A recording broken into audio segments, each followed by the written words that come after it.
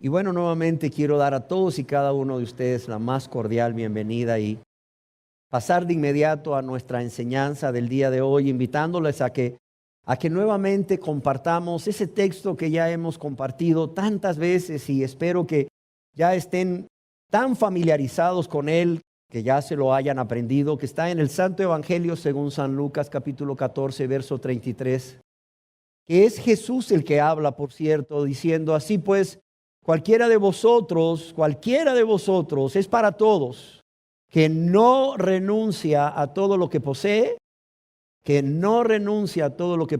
dice?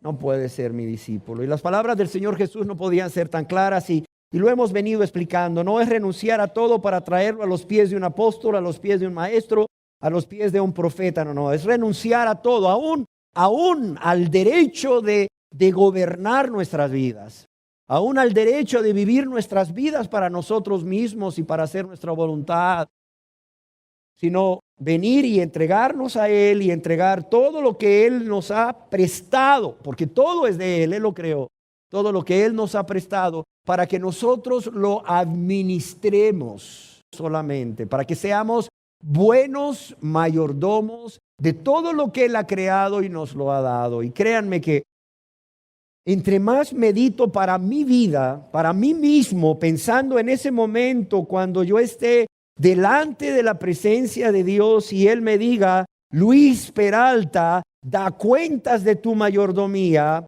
más pienso en todas las cosas de las cuales todos los que estamos aquí, no solo yo, sino todos los que estamos aquí, también un día vamos a dar cuentas, ya sea en el tribunal de Cristo para unos o ante el trono blanco de Dios, en lo que se ha venido a conocer como el juicio del trono blanco. Y es por eso que quiero pasar a otro tema, y hay mucho de qué predicar. El Señor me detiene en esto de la mayordomía bíblica, que por cierto nunca antes, quizás en 17 años de estar compartiendo en este lugar, por la gracia de Dios, nunca antes habíamos hablado, y creo que es necesario. Porque a veces nosotros tenemos la idea que solamente le vamos a dar cuentas a Dios por nuestros pecados. Y decimos: bueno, estos pecados ya fueron reconocidos, ya fueron confesados a Dios, habiéndonos apartados de ellos, y ya fueron lavados y limpiados por la sangre de Cristo. ¿De qué me preocupo? Si además de ello, con la ayuda de Dios, no he vivido una vida de práctica de pecado, ¿de qué me preocupo? Bueno, dice Dios: preocúpate, porque no solamente tenías que haber dado cuenta de tus pecados, pero ya no, porque Jesús los lavó y los limpió, pero ahora tienes que dar cuenta de cómo administras esa vida, de qué haces con tu vida, esa vida que yo lavé y limpié, esa vida que yo regeneré, esa vida, por cierto, que no te pertenece, sino que es mía, porque yo fui quien te formó en el vientre de tu madre y quien te redimí. Amén. Hemos estado hablando acerca de la mayordomía, o qué espera Dios de nosotros como mayordomos de nuestras vidas, de nuestros pensamientos, de nuestras palabras, de nuestros sentimientos, de nuestros cuerpos y finalmente de nuestra conducta. Y cuando hablamos de conducta, estamos hablando de nuestro comportamiento, nuestro estilo de vida en las diferentes circunstancias de la vida o ante determinada situación. Tristemente, hay una creencia de que una vez que somos salvos por fe, no importa cómo vivamos, no importa cómo vivas, total, ya eres salvo por fe. Ya Jesús murió por todos tus pecados, así que no importa cómo vivas, ya no importa.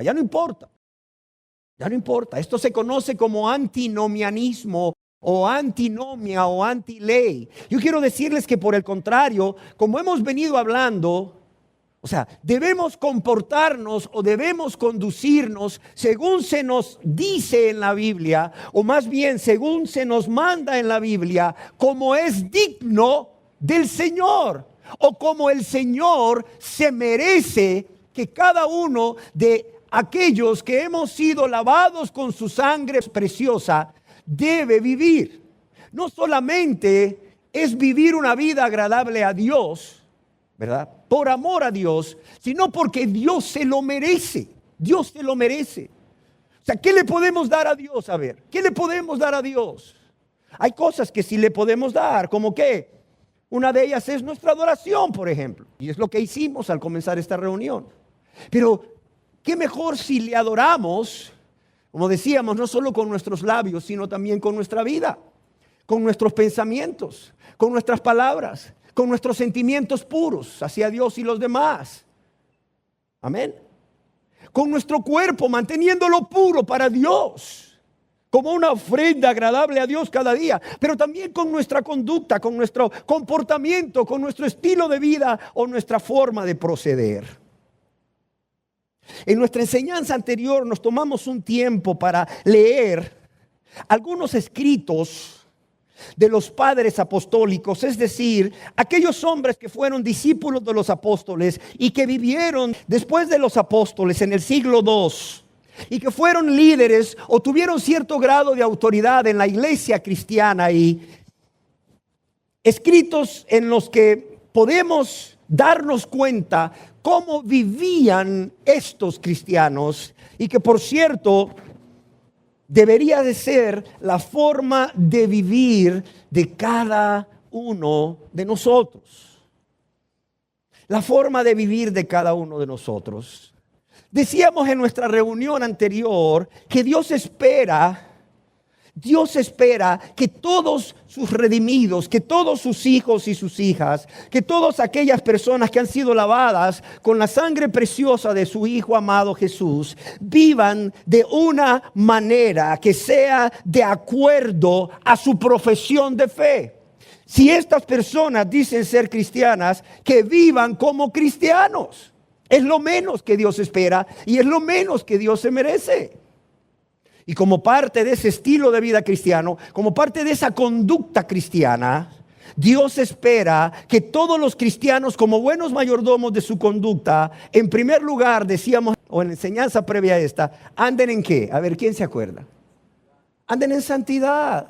Así es, o sean santos. Y decíamos que la manera, o que la palabra andar es una metáfora. Es una metáfora de un estilo de vida, de una conducta, de un comportamiento específico. Y es anden en santidad. En segundo lugar, Dios espera que anden en ¿qué?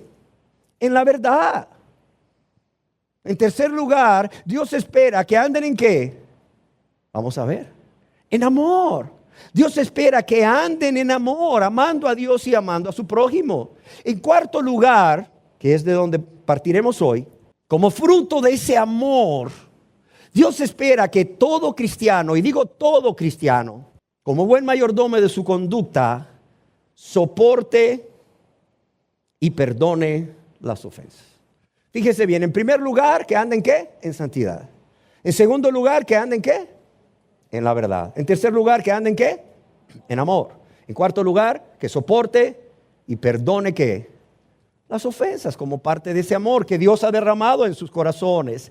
En la epístola del apóstol San Pablo a los Colosenses, capítulo 3, verso 13, miren lo que Dios escribe. Esta es la palabra de Dios, amados.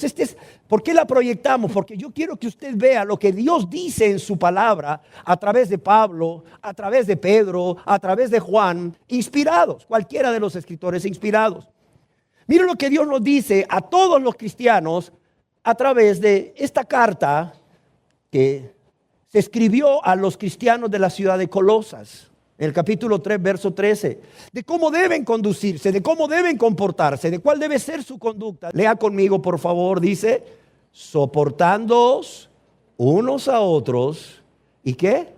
Y perdonándoos unos a otros, si alguno tuviere queja contra otro. Y mire lo que dice aquí.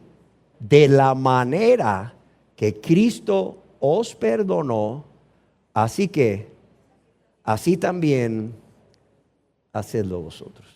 Oiga bien, soportándoos unos a otros y perdonándoos unos a otros si alguno tuviere queja contra otro. De la manera que Cristo os perdonó. Qué impactante. Que la razón por la cual soportes y perdones sea una. ¿Cuál? Porque de esa misma manera Cristo te soportó y te perdonó. De la manera que Cristo os perdonó, así también, dice, hacedlo vosotros. Una traducción de la Biblia, o una versión de la Biblia, traduce este verso de la siguiente manera: sean comprensivos con la falta de los demás. Sean comprensivos con la falta de los demás y perdonen a todo aquel que los ofenda. Recuerden que el Señor los perdonó a ustedes, así que también ustedes deben perdonar a otros. Ahora bien, si debemos soportar, ¿qué es soportar? Del vocablo griego anejomai, soportar significa aguantar, padecer, sufrir el agravio y tolerar. No estoy hablando de que una persona tenga que poner en riesgo su vida. No estoy hablando de eso. No estoy hablando de eso. Pero ¿cuántas cosas suceden entre dos personas? Llámese esposos o cónyuges, llámese padres e hijos, no lo sé, llámese familiares, llámese amigos, compañeros de trabajo. ¿Cuántas cosas suceden en donde el uno agravia al otro, produce un daño al otro o una ofensa al otro, que no necesariamente pone en riesgo la vida de esa persona? Sin embargo, esto que sucede, esta ofensa, este agravio, lleva a una ruptura de la relación, a una ruptura total de la relación. Y tristemente, aún entre personas llamándose cristianas, tristemente, aún entre cónyuges, entre esposos que se llaman cristianos o que dicen ser cristianos, o padres e hijos que dicen ser cristianos, o hermanos en la fe, miembros de X o Y iglesia o denominación. Cuando Dios nos manda a soportar, lo que Dios nos está diciendo es que tengamos ese deseo, o más bien haya en nosotros ese deseo, o tomemos la decisión de manera consciente y voluntaria, y por amor a Dios y por amor a nuestro prójimo, el padecer o sufrir el agravio o el tolerar. Lo cual, por cierto, es resultado de ese amor del cual hablábamos en nuestra enseñanza anterior, de ese amor ágape que es descrito en la Biblia por Dios como el amor que todo lo sufre. ¿Y qué más? ¿Y todo qué? Y todo lo soporta. Amén. Y es que el soportar, como han escrito muchos, es la virtud que permite que haya unidad. Unidad entre los seres humanos, unidad en el matrimonio, unidad en la familia y también unidad en la iglesia. Alguien escribió al respecto: el aguantar, el soportar, es como la virtud que corona todo el complejo de virtudes necesarias para preservar la unidad y sobre todo la unidad en la iglesia. Así como la tolerancia es lo que impide una comunión eclesial basada en el amor y la comprensión, así la tolerancia o el soportarse mutuamente es señal, óigase bien, es señal de que el amor rige y gobierna nuestro trato con los demás hermanos. Es soportándonos unos a otros cómo mostramos realmente que estamos amando a Dios y a nuestro prójimo. Alguien escribió: soportándoos unos a otros, describe esa frase, soportándoos unos a otros, describe la paciencia que deberíamos mostrar tanto para con los fracasos como para las rarezas o los comportamientos fuera de lo común de nuestros hermanos en la fe. Ya que todos, no debemos olvidar, venimos de un diferente contexto. Hemos sido creados en un diferente contexto. En la iglesia cristiana habían judíos, pero también habían gentiles. judíos que tenían que aprender a vivir con los gentiles y gentiles que no tenían problema para vivir con los judíos. Pero no era así con los judíos, porque hasta ese momento que se convirtieron, para un judío, un gentil, era algo abominable, aborrecible, y ahora se sentaban juntos a convivir, a alabar, a adorar, a orar, a compartir la palabra de Dios, a comer los alimentos. ¿Cuánto antes? Nunca. Era inconcebible para un judío. Pero también estaban los griegos, que eran muy cultos, pero también estaban los bárbaros, hermanos, que venían de las tribus bárbaras, que realmente carecían de muy buenos modales para comer, por decir algo. Y había que soportarse, y había que aguantarse, y había que tolerarse, y bueno, también había que instruir en amor.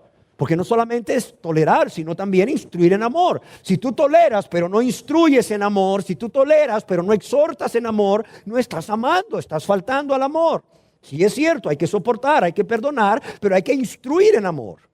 A menudo precisamos, dice el escritor, continúa escribiendo este varón, a menudo precisamos de la gracia de Dios para soportar las idiosincrasias de otros. Y algo que muy pocas personas piensan, como también ellos las necesitan para soportar las idiosincrasias nuestras.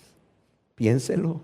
Es que no solo se trata de ser llenos de la gracia de Dios para soportar las idiosincrasias de los otros.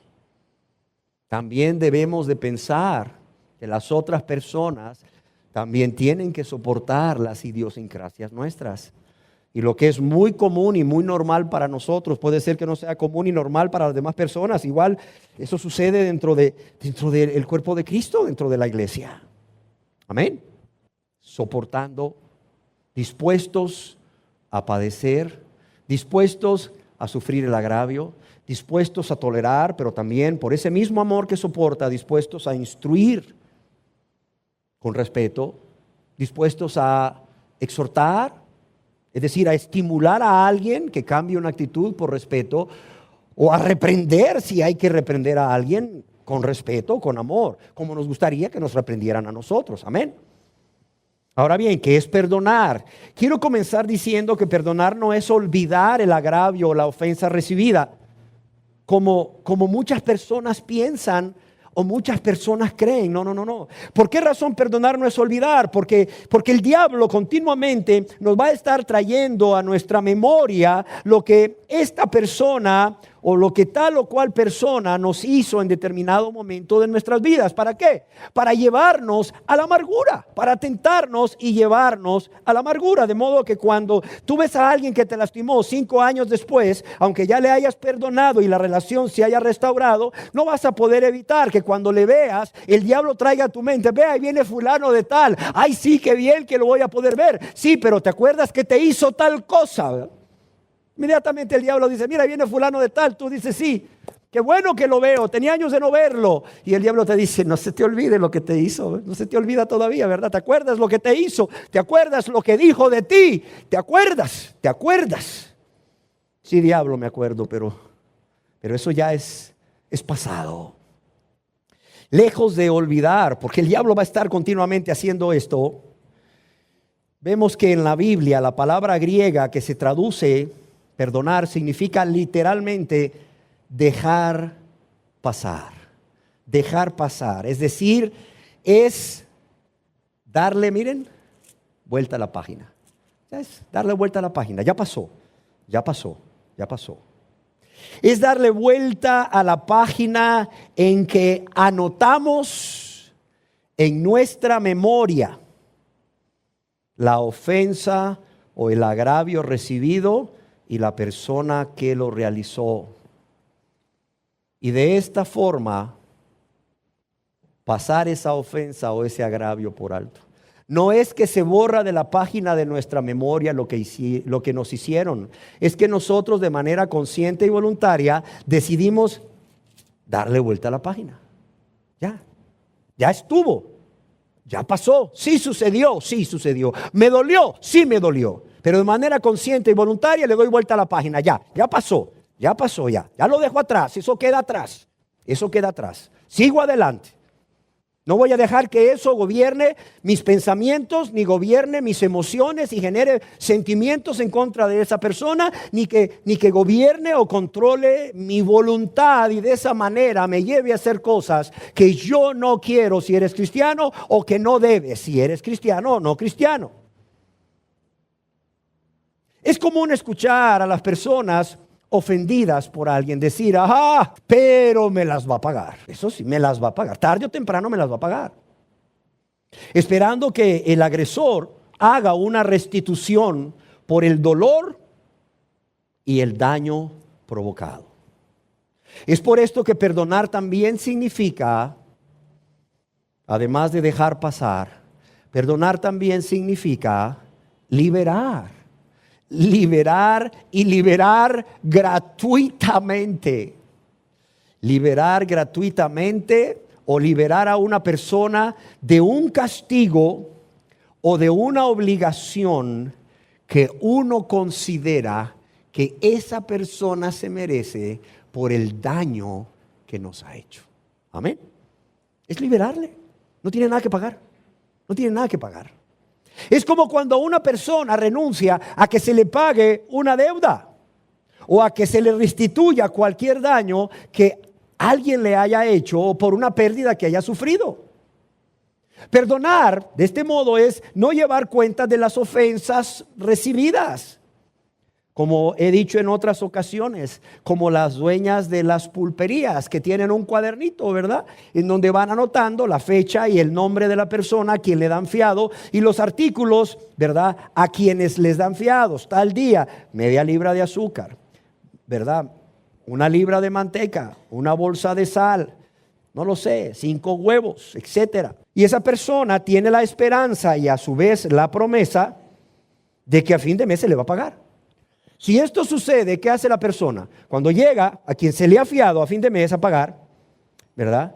La persona, una vez sacadas las cuentas y recibido el dinero, anota pagado, pagado, pagado en cada página del cuaderno en donde se fueron anotando las deudas, en donde se fueron llevando las cuentas de lo entregado. Amén.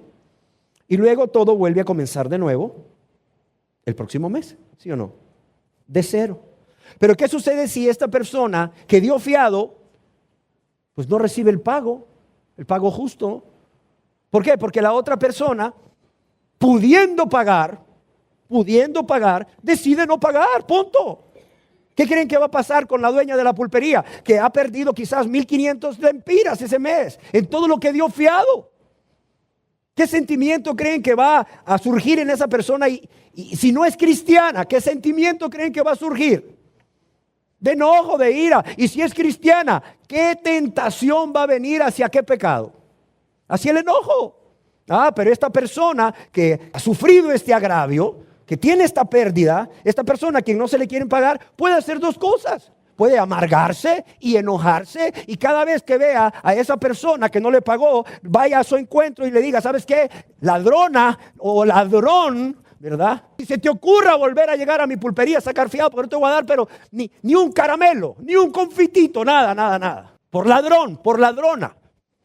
O puede bien decidir, de manera consciente y voluntaria, agarrar el cuaderno donde tenía anotado, bajo el nombre de esa persona, todos los artículos que dio ese mes, y sin recibir ningún centavo, de manera voluntaria, liberar gratuitamente a esa persona de la obligación de pagar. O renunciar a que se le pague la deuda poniendo pagado en cada página como si se le hubiese pagado.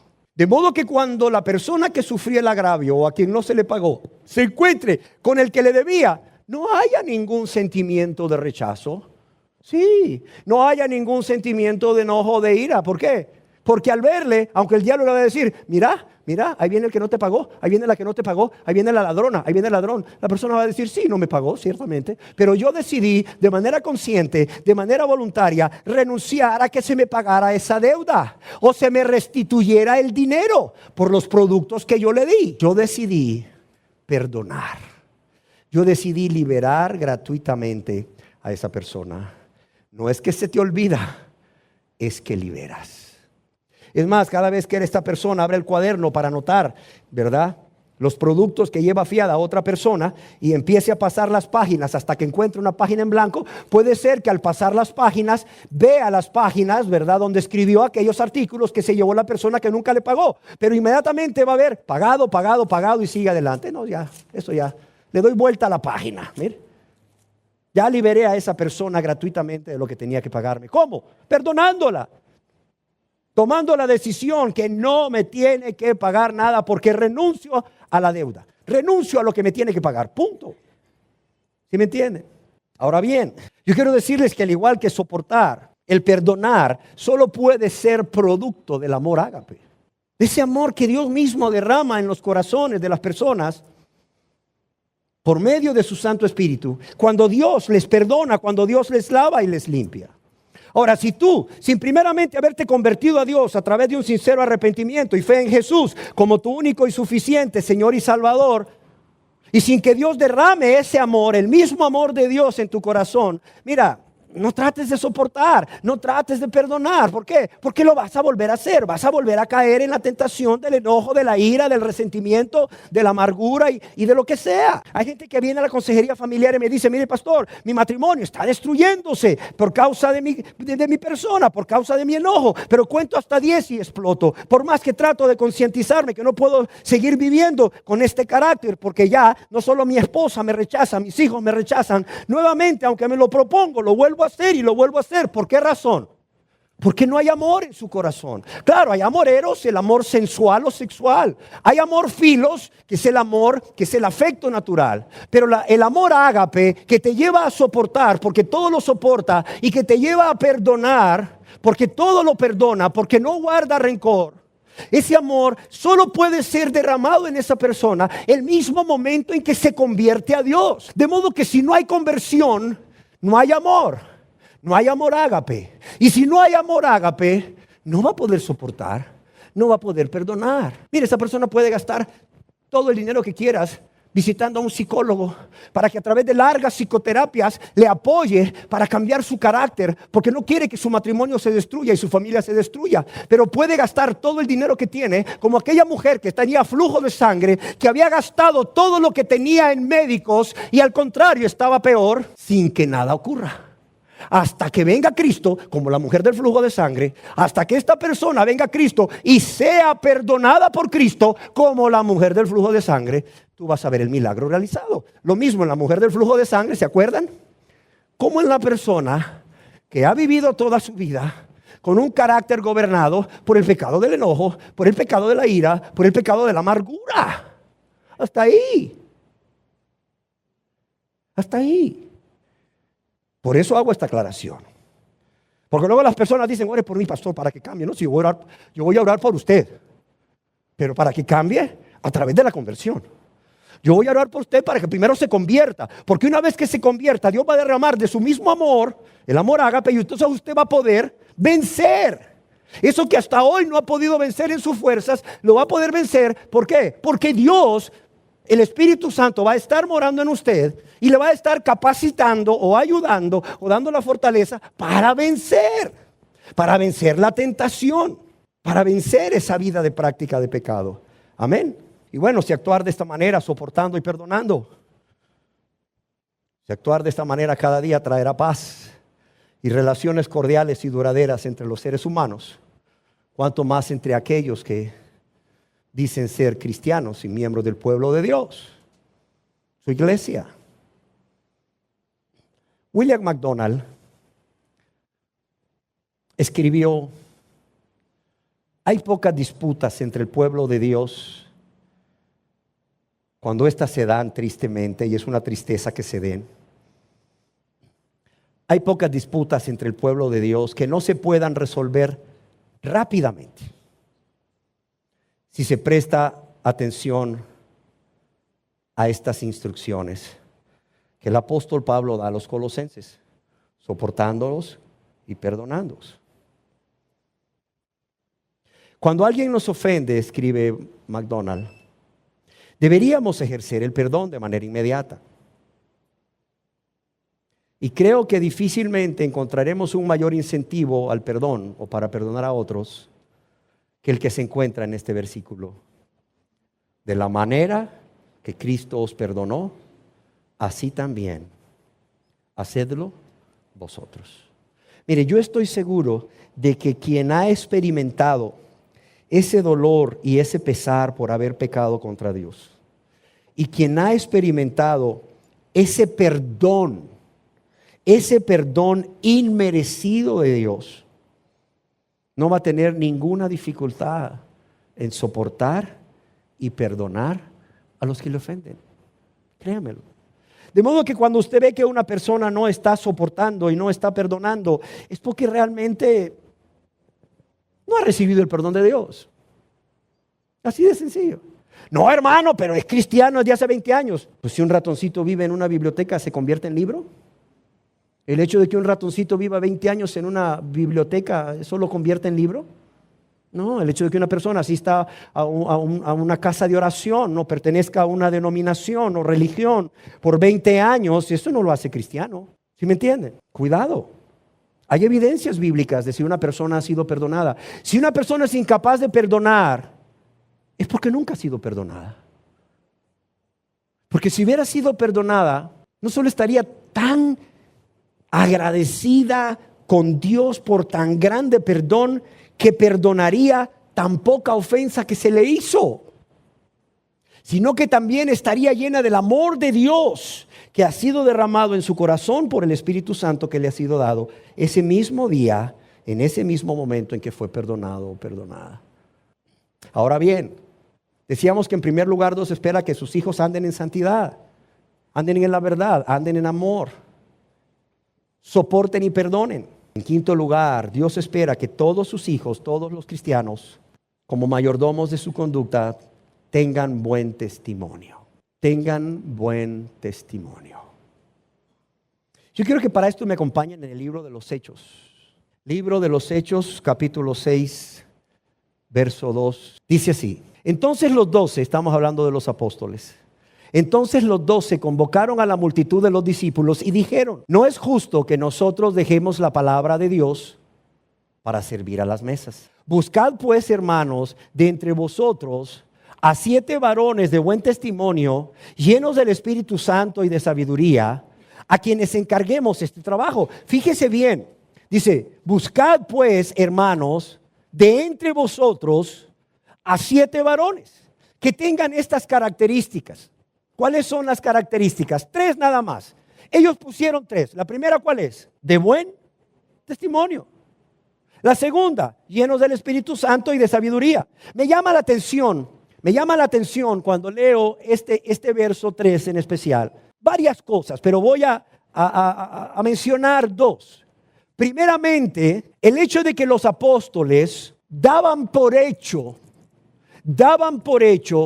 que entre los hermanos iban a encontrar personas que fueran de buen testimonio, llenos del Espíritu Santo y de sabiduría.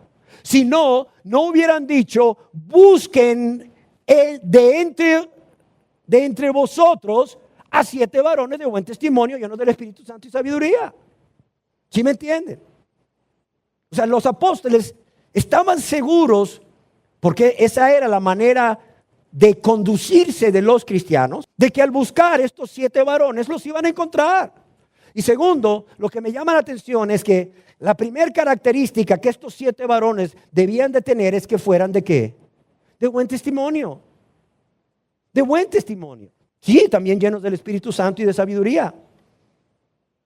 Y es que si tienes sabiduría vas a tener buen testimonio, y si eres lleno del Espíritu Santo vas a tener buen testimonio. A su vez, si tienes buen testimonio es porque eres lleno del Espíritu Santo, y si tienes buen testimonio es porque has hecho uso de la sabiduría que Dios te ha dado. ¿Para qué? Para actuar, para comportarte cada día. Ahora bien, ¿a qué me refiero cuando digo que Dios espera que todos los cristianos como mayordomos de su conducta tengan buen testimonio? Bueno, a que den evidencia con sus palabras, pero también con sus hechos de una buena conducta o de una forma de proceder que agrada a Dios y es aceptable por Dios. No digo de una forma de proceder que agrada a Dios y a los hombres, o es aceptable a Dios y a los hombres o a las personas, porque muchas veces la forma de proceder de los cristianos no agrada a las personas que andan en pecado, y eso quiero que lo tengan claro. Por eso cuando hablo de buen testimonio estoy hablando de que sus hechos demuestren o su conducta o su forma de proceder sea una que agrade a Dios o sea aceptable a Dios. O sea, conforme a la palabra de Dios. Amén. Aunque muchas veces no sea agradable a las personas que han decidido vivir sus vidas en práctica de pecado. Vivir sus vidas en rebeldía para con Dios. Cuando me refiero a buen testimonio, estoy pensando en que la forma de conducirse cada día de estas personas sea irreprensible ante Dios, sea primeramente irreprensible ante Dios. ¿Por qué? Porque volvemos a lo mismo, la persona que está en pecado o a la persona que está en pecado no le va a agradar el estilo de vida que tú estés viviendo conforme a la voluntad de Dios, porque le va a ser un aguijón para su conciencia. Entonces, ¿qué va a hacer? Te va a reprochar y te va a decir, sos un fanático, sos un exagerado, sos una exagerada, sos una legalista, te lavaron el cerebro, estás loco, estás loca, estás mal. Buen testimonio, que tu forma de conducirte cada día sea irreprensible ante Dios. En otras palabras, cuando te presentes ante Dios en oración, tu conciencia esté limpia. Tu conciencia te dé testimonio de que has actuado o has procedido conforme a la voluntad de Dios, conforme a lo que agrada a Dios, aunque no conforme a lo que agrada a los hombres mundanos. Punto. Ahora bien, que su conducta sea de acuerdo o apropiada a su profesión de fe. ¿Cómo dice la Biblia que deben de ser los cristianos? ¿Cuáles son las características bíblicas de un cristiano? Bueno, que esa persona que dice ser cristiana la tenga, o las tenga todas. No solo una sí y otras no, las tenga todas, porque el cristiano es como un diamante que tiene un corte y otro corte y otro corte y 50 cortes, pero es el mismo diamante. Amén. En la primera epístola del apóstol San Pedro, universal, por cierto, para todos los cristianos. En el capítulo 2, verso 12, el apóstol escribe a los cristianos a este respecto lo siguiente. Dice, manteniendo, ¿qué dice aquí? Buena vuestra manera de ¿qué? De vivir entre ¿quién? Entre los gentiles. Manteniendo buena vuestra manera de vivir entre los gentiles. ¿Para qué? Para que en lo que murmuran de vosotros, como de malhechores, como ya decíamos, glorifiquen a Dios en el día de la visitación, es decir, cuando Él venga en su segunda venida, al considerar que vuestras buenas obras. Aquí la palabra en griego para buena, cuando habla de conducta buena, es una conducta honorable o bien una vida ejemplar. Yo quiero decirles que no solo Dios, sino las personas que nos rodean esperan ver en todos los cristianos algo diferente. ¿Cómo? O sea, no sé cómo hacerle para que a todos los que hoy estamos aquí se nos quede grabada esta verdad. Dios espera y las personas a nuestro alrededor esperan que los cristianos vivamos vidas completamente diferentes, vidas ejemplares. Así de sencillo. Porque una manera de traducir vuestra conducta buena, que dice aquí el apóstol Pedro en su carta universal a todos los cristianos, es viviendo una vida ejemplar, o que sea un ejemplo a seguir a los demás. Sea un ejemplo a seguir a tu esposo si no es cristiano, o a tu esposa si no es cristiana, a tus hijos si no son cristianos, a tus padres si no son cristianos, a tus demás familiares si no son cristianos, a tus compañeros de trabajo si no son cristianos.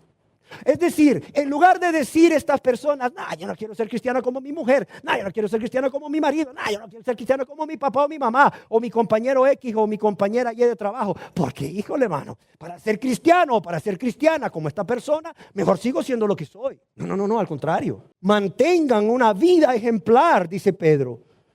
Mantengan una vida ejemplar entre los gentiles, entre los que no son convertidos a Dios. Den ejemplo. Una vida ejemplar amando a Dios con todo tu corazón, con toda tu alma, con toda tu mente y fuerzas. Una vida ejemplar o de ejemplo, agradando a Dios en todo, viviendo vidas en obediencia a Él. Una vida ejemplar, apartándose del pecado y de todo tipo de mal. Una vida ejemplar, no amando este mundo perverso y las cosas de este mundo. Una vida ejemplar, no siendo conformados por el molde de este mundo, sino cada día siendo más y más como Cristo en su carácter, en su estilo de vida. Una vida ejemplar, no solo de amor a Dios, sino de amor al prójimo, y una vida ejemplar, actuando sabiamente y con prudencia ante las personas cristianas, pero mayormente no cristianas. Siendo ejemplo, dice Dios. Vida ejemplar, siendo ejemplo. No en vano, en la primera epístola del apóstol San Pablo a Timoteo, en el capítulo 4, verso 12, Pablo escribe a su hijo en la fe, Timoteo, que le dice: ninguno tenga en poca tu juventud. Para este entonces tendría unos 35 años. ¿Sino qué? Ejemplo. Les dice, sé ejemplo de los creyentes en qué, en palabra, en conducta, en amor, en espíritu, y aquí es con E minúscula, en espíritu, en fe, en pureza. ¿Y en qué debería ser Timoteo ejemplo? ¿En qué debería ser Timoteo ejemplo? Y también los cristianos de hoy, en palabra, dice, en todo lo que decía, en su forma de hablar y en su conversación. Ojo, evitando palabras deshonestas o vulgares o hirientes, sino lo contrario, haciendo uso de palabras que edificasen a los que le escuchaban. Segundo, desechando la mentira. Ojo, desechando la mentira. ¿Cuánta gente ve cristianos mentirosos hoy en día? No, hombre, personas que dicen ser cristianas, que son mentirosas. Porque, por cierto, aclaro, no hay cristianos mentirosos, no existen. Dos, desechando la mentira y hablando siempre la verdad con su prójimo. Y tres, que también debía de ser ejemplo en lo que predicaba, siendo cuidadoso de predicar solamente la sana doctrina, es decir, aquellas verdades bíblicas tal como fueron inspiradas por Dios y están en la Biblia, sin agregarle ni quitarle para su propia conveniencia. Pero ¿y qué más debía ser ejemplo? En conducta. Y cuando estamos hablando en conducta, estamos hablando en toda su forma de actuar o comportarse. Estamos hablando en conducta, en toda su forma de actuar y comportarse.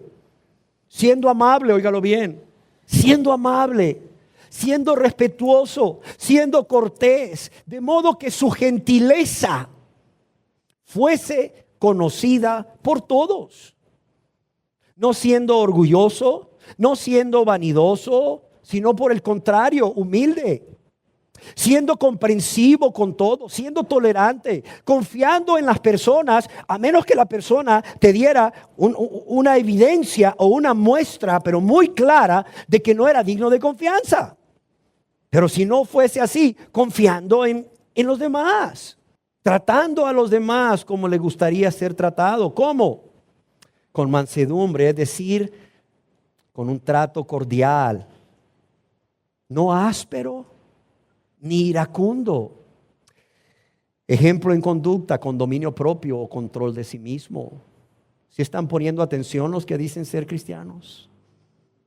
Para evaluarse, para evaluar esa conducta que han vivido, si realmente han sido ejemplo en palabras, en conducta, con dominio propio, control de sí mismos, apartando la queja y siendo siempre agradecidos con Dios y las personas, y viviendo una vida justa e íntegra, tanto en las actividades cotidianas o rutinarias de cada día,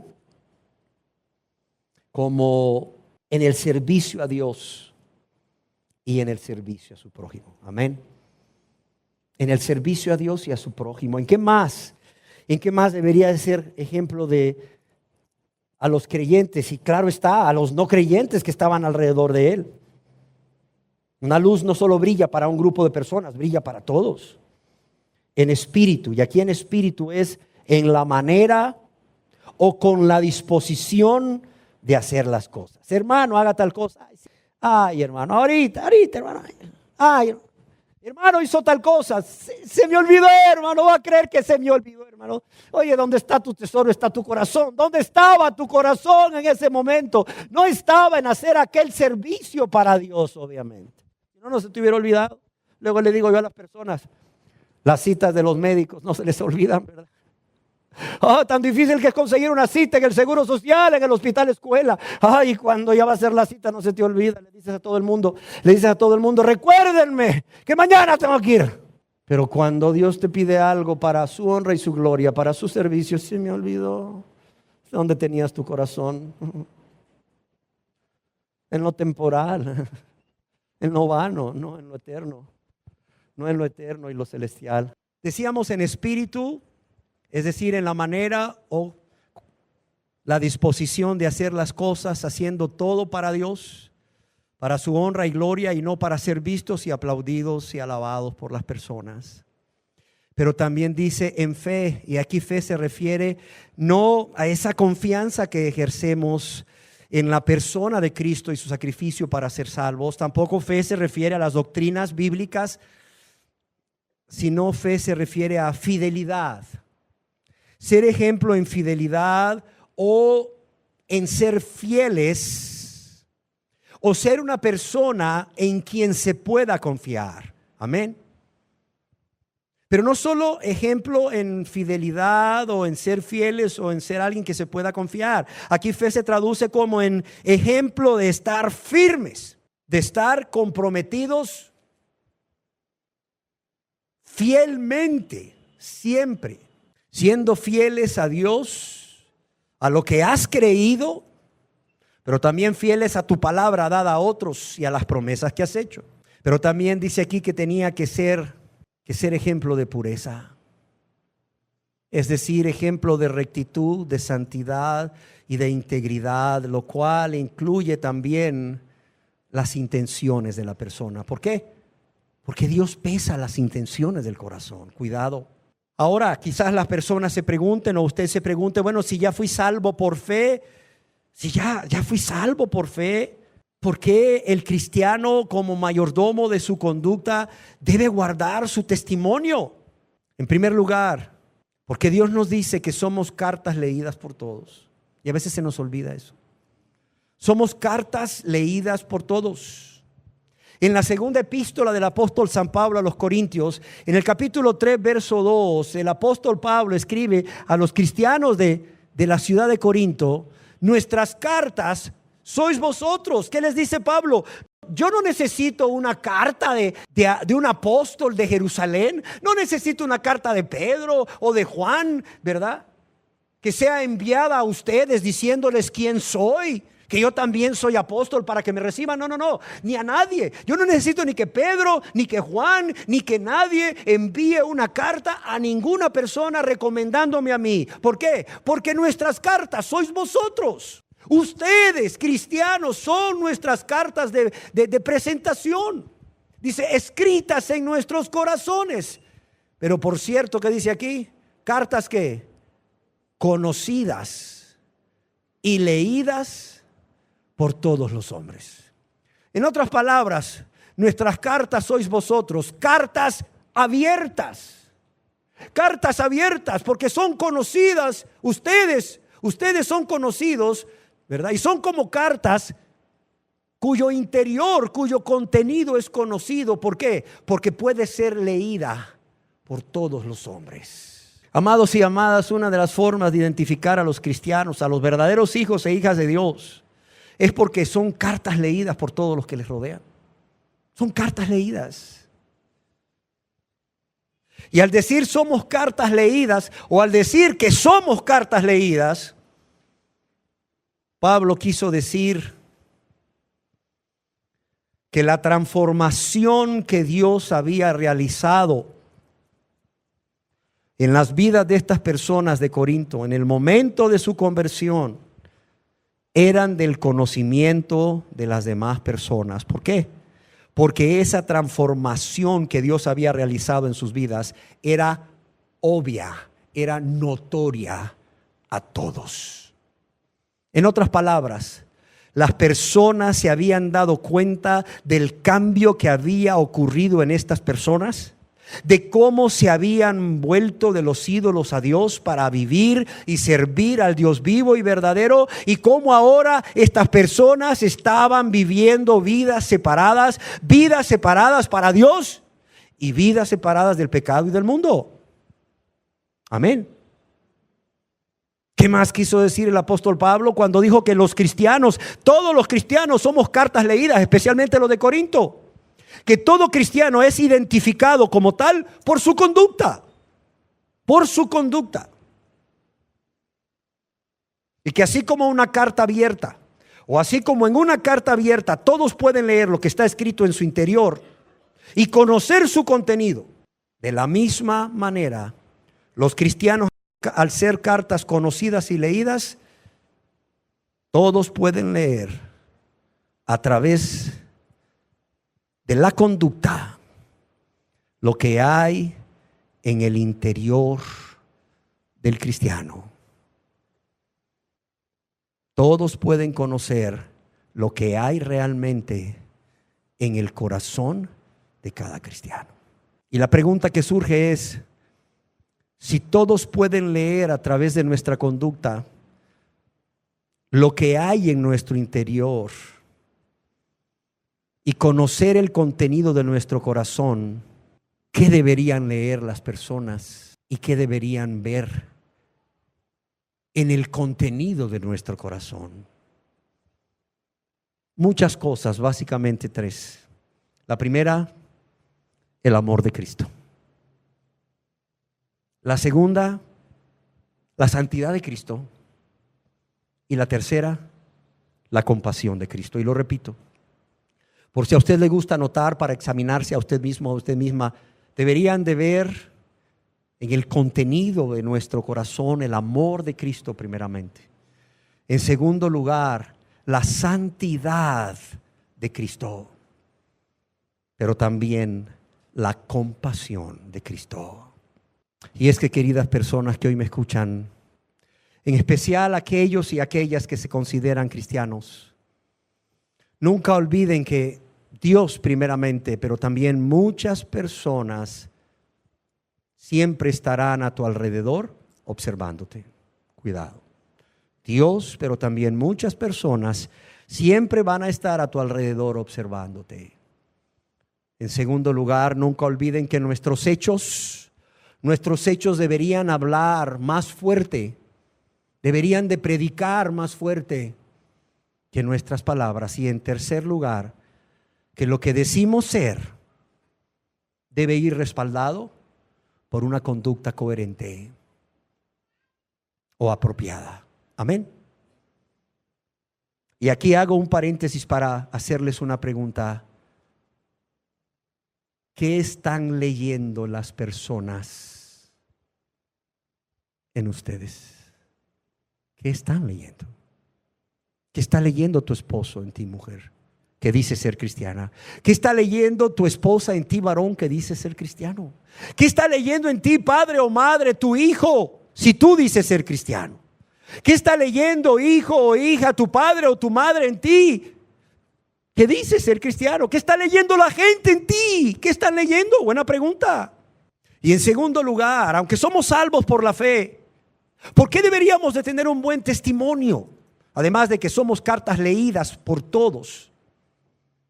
En segundo lugar, debido a la esperanza que tiene todo cristiano de cielos nuevos y tierra nueva al final de los tiempos. En la segunda epístola del apóstol San Pedro, capítulo 3, versos 13 y 14, ¿qué les escribe el apóstol a los cristianos? Dice: pero nosotros esperamos, según sus promesas, las promesas de Dios. ¿Qué esperaban ellos? Cielos nuevos y tierra nueva, en los cuales mora la justicia. Por lo cual, oh amados, dice, estando en espera de estas cosas, cielos nuevos y tierra nueva, procurad con diligencia. Dice: procurad con diligencia ser hallados por Él. ¿Cómo?